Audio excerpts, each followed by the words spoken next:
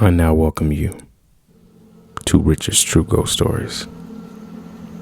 At this time, I need you to get comfortable. And if you haven't already, go get you something that you can chill with. Pick your poison. If that's a nice cold drink, smoke, whatever you do. Even if it's an ice cold glass of water. Sit back and get ready for the terror. Now, the story I'm going to tell is absolutely 100% true about the house that I grew up in the west side of San Bernardino. Now, there's not just one story that I can just come out flat and tell you, but almost a culmination of just different bizarre things that happened. And honestly, it's stuff that I didn't even know until, in my adult life that I actually looked back and thought, damn, my house was really haunted. I mean, of course, I seen things, that I couldn't explain, and, seen stuff when I was younger that I knew that the house was haunted then, but it wasn't until I got older and started looking back that some of the other occurrences actually started to sink in. But just so I can go ahead and paint the picture, I moved to the west side probably when I was maybe 7, 8 years old. So I had already started elementary school, and, when I moved to the west side, I was, I believe, in the second grade. So I ordered second grade kids. And I was probably 7 and a half going in 8. So just put yourself in the mind of a 7, 8-year-old. A lot of the things that I probably seen back then, I probably don't even remember, but it wasn't until I was about 12 years old that stuff actually started to sink in. When I realized that, there was something strange going on, it was, like I said, probably when I was around 12 years old, stuff used to disappear a lot. You let your keys down somewhere, or, you have a baseball game coming up and, you have your glove sitting right here, and you walk out the room and you come back and it's gone. The first couple of times you're like, oh, maybe I just misplaced it, or, maybe I thought I left it right here and I didn't. But when this started happening all the time, you really started thinking like, hey, what's going on? And I remember this one time I had a baseball game. I was running late.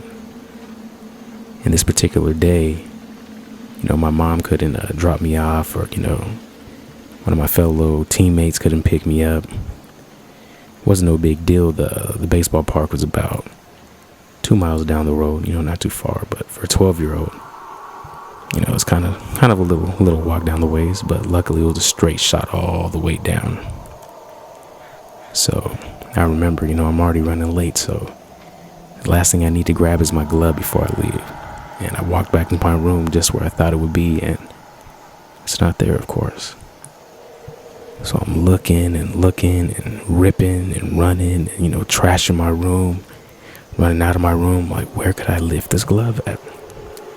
And I remember I stopped and I said, if somebody took my glove, please, I'm running late. Just give me my glove back. Just give me my glove back. That's all I want is my glove. Please, just give it back to me. After saying that, I walked right back into my room, and I had bunk beds at the time. Just to look at the top bunk. Lo and behold, the glove is sitting right there on the top. I know some of you guys are probably thinking, maybe in the, the frenzy and, trying to hurry up and find it, maybe you looked over it. Maybe the covers covered it up, or a pillow, or, maybe something was obstructing your view of the glove. Yeah, this is what I told myself just so I can sleep good at night. Say, hey, maybe I was tripping. So I grabbed that glove, ran through the front door, and ran all the way to the baseball field without stopping. And I told myself that same thing. But deep down inside, I knew. Something had it. Something heard what I said.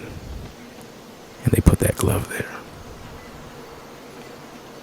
Now, like I said, there's not just one particular story or, something that's over the top crazy and scary, but just pretty much a culmination of a lot of things that occurred. So I'm going to go ahead and take the time to paint the picture of what the house looked like. So this house was a 3-bedroom house. Had a living room, the hallway, and off the hallway was the washroom. And then off that same hallway was a den. Maybe like a formal dining room, a pretty big size room though. And then right off that same hallway, all the way at the other end of the house, was our kitchen. 3-bedroom, 1 bath.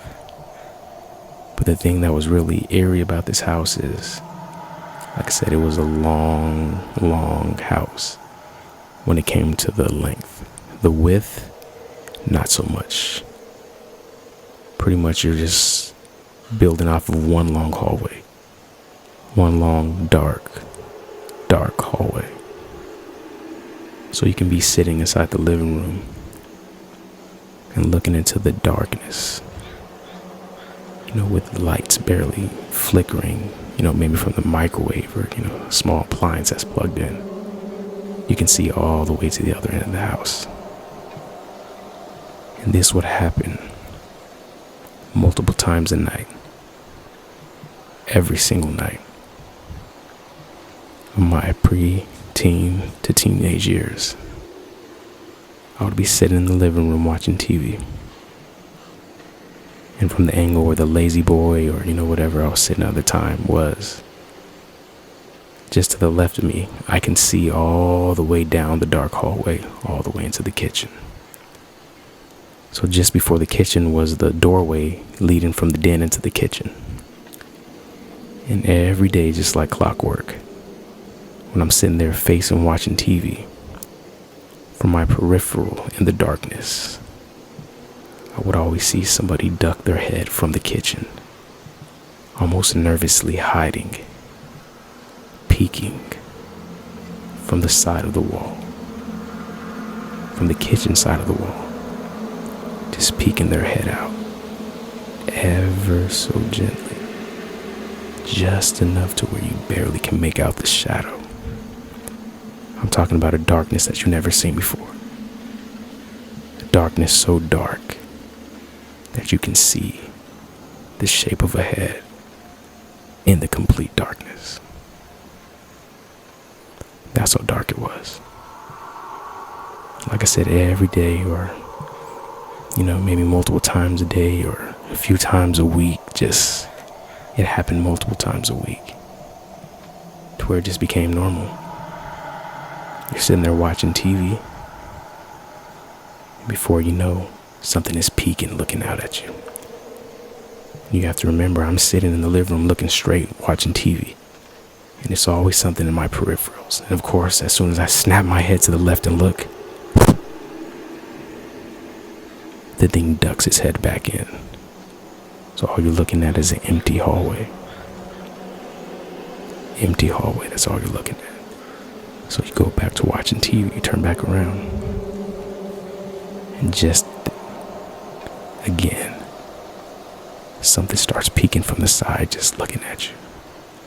And as soon as you whip your head again, there's nothing there. Now imagine this must have been like a psychological trick, because every time I would actually turn to look, I've never seen anything. It was always from my peripherals. Looking back at that, it's crazy how a 12, 13-year-old could see this every single day and cope with it, live with it, to the point to where, it just became normal. I wouldn't go to school and talk about it or, bring it up anywhere. It just became part of my everyday life.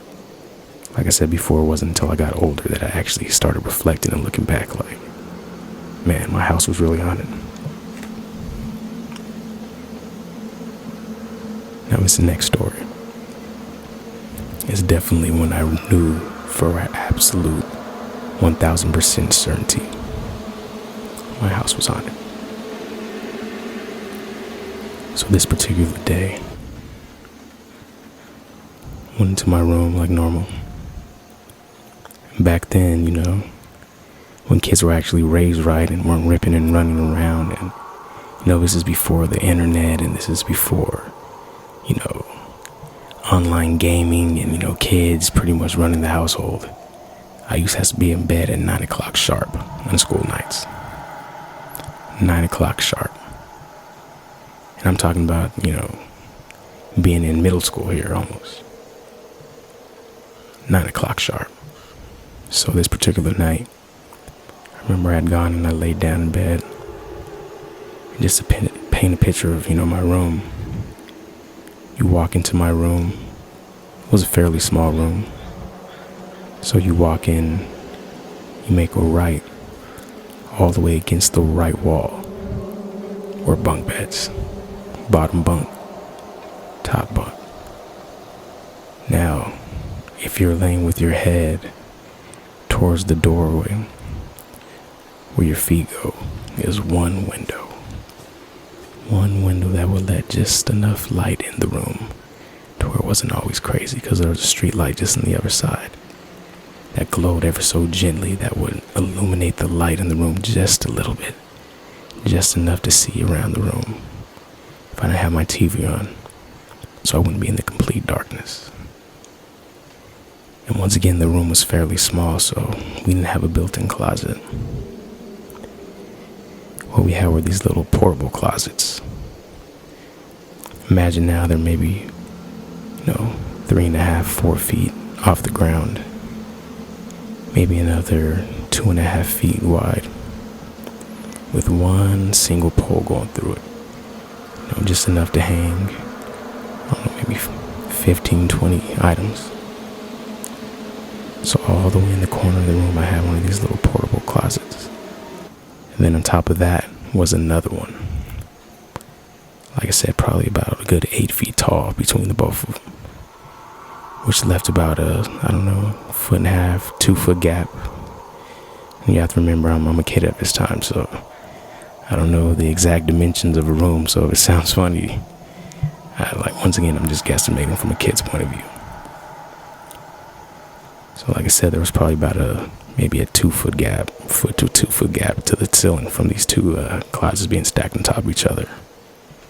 And sitting on top of that was a duffel bag. Like I mentioned earlier, I had played sports growing up, baseball being one of them. It was a blue Dodgers duffel bag that was full of baseball equipment. I have a few gloves, baseballs, catcher's mitts. So if you think about the weight of the items that were in there, we're talking a good, maybe 7 pounds worth of stuff. And at the time, baseball season wasn't going on, so if I wasn't just out in the front yard playing catch with my friends or my stepdad, this stuff was in the bag. And I imagine I hadn't touched that bag in probably over a month. So there it sat, comfortably, all the way pushed into the corner of the room, the furthest corner. It wasn't hanging over the sides or drooping down, but it was firmly pressed all the way into the corner of the room. So this particular day, I remember I went to bed, I laid down, and I was tucked in really tight. So just before I started to nod off, I looked up, and I seen that duffel bag start to move ever so gently. And to my surprise, it slowly slid off of the side of the portable closet. Then it started sliding more, and more, until it was clearly floating in midair, defying all the rules of gravity, all the laws of gravity that have been taught up to this point. I could see if, it was an earthquake and something rattled it and just fell straight down. Nova's bag was floating. And it started floating towards the entrance of my door.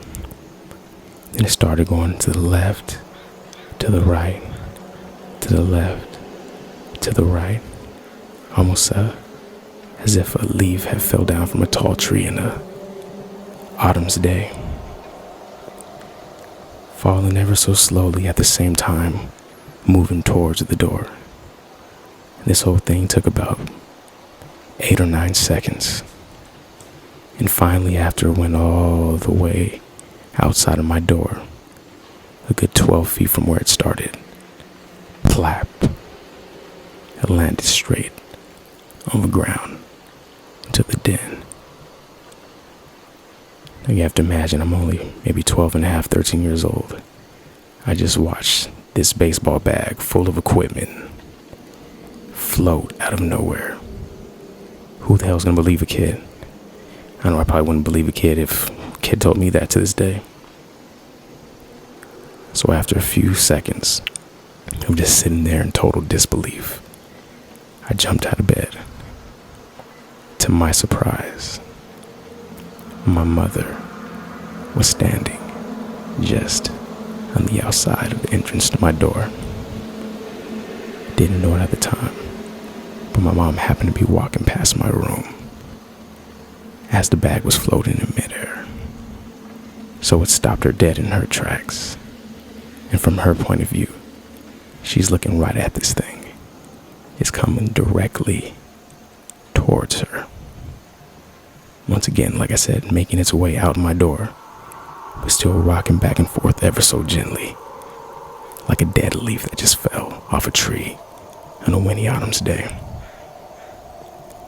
And as it hit, plop, right on the ground, it landed right next to my mom. So when I jumped up, before I can even utter one word, she looked me dead in my eyes and said, "I seen it too." So I think this is where I'm going to stop. I'm going to go ahead and maybe tell a couple more stories here and there and, upload them. But once again, this is Richard with his true ghost stories.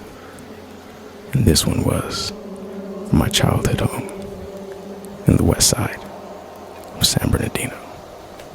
I'm out.